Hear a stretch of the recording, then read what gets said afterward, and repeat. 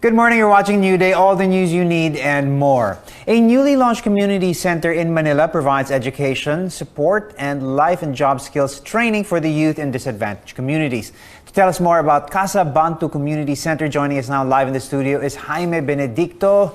Bon dia, I think. Hi, how are you? He's the Executive Director of BANTU Philippines. Good morning, Jaime. It's great to have you here. Let's talk about this project. Give us the overview. Sure.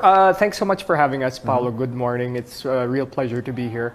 To talk about CASA BANTU, I need to speak a little bit about BANTU itself. Yeah. So BANTU is an NGO that was founded in Brazil by Mestre Rochinho, who's a renowned capoeira master and youth worker. And its mission was really to empower vulnerable youth through the Brazilian art of capoeira. So teaching kids discipline, patience, perseverance through things like music, dance, play, and instruments. And it arrived here in the Philippines when Mestre visited almost 10 years ago now.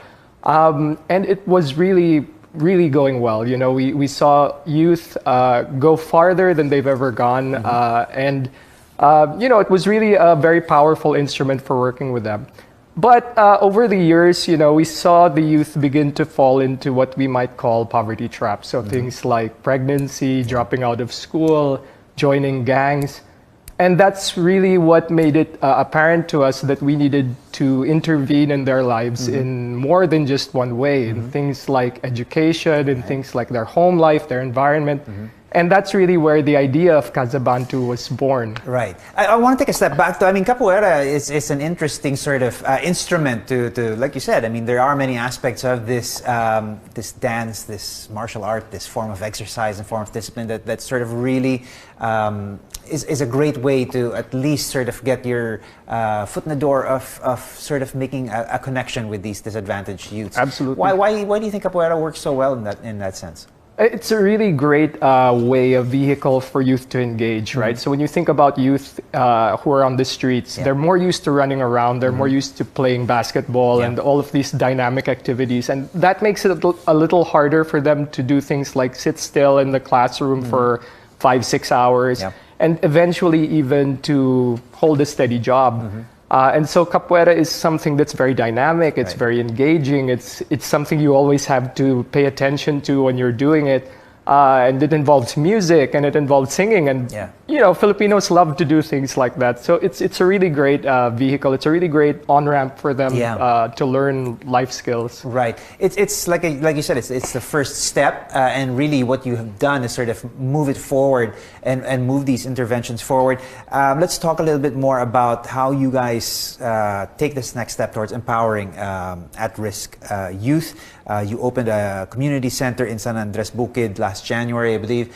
Why there, and you know, how has it been so far?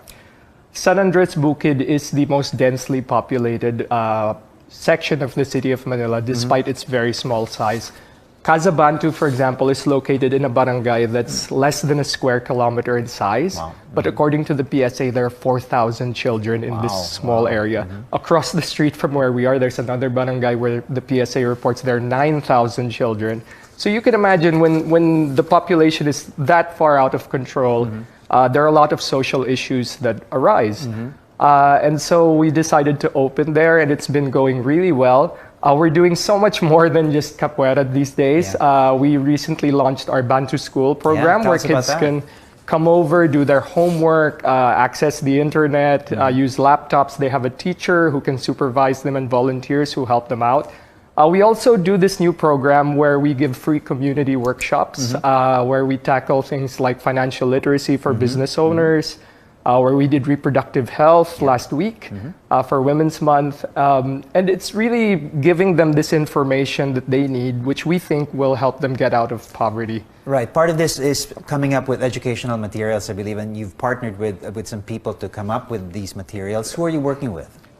We work with a great group of partners and companies. You know, we have partners who employ our kids, like the Antonius Group of Restaurants, Artilia in the Philippines, which provides our job skills training and has hired some of our kids. You know, we have a kid who was begging at an MRT station one time in his life, and now is an IT guy who works with people in Scandinavia. Fantastic. We also work with the Embassy of Brazil in Manila, International School Manila, Havaianas, you know, a great group of partners who share their expertise, who share their resources, and it's been so great to have them participating in this movement to improve the lives of people in San Andres. Okay, and it's continuously evolving. What else are you offering at the CASA BANTU Community Center? These services are free of charge, if I understand correctly. Tell us a little bit more about the people that you work with, the kids that you work with. How do you choose them?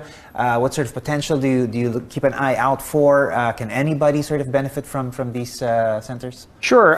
Well, it's when you have that many kids and young people, you don't really have to go through much in terms of selection. They really come. Sure. When we play our instruments, like kids just show up at the door and are like, "What's going on here? Like, how can we join?"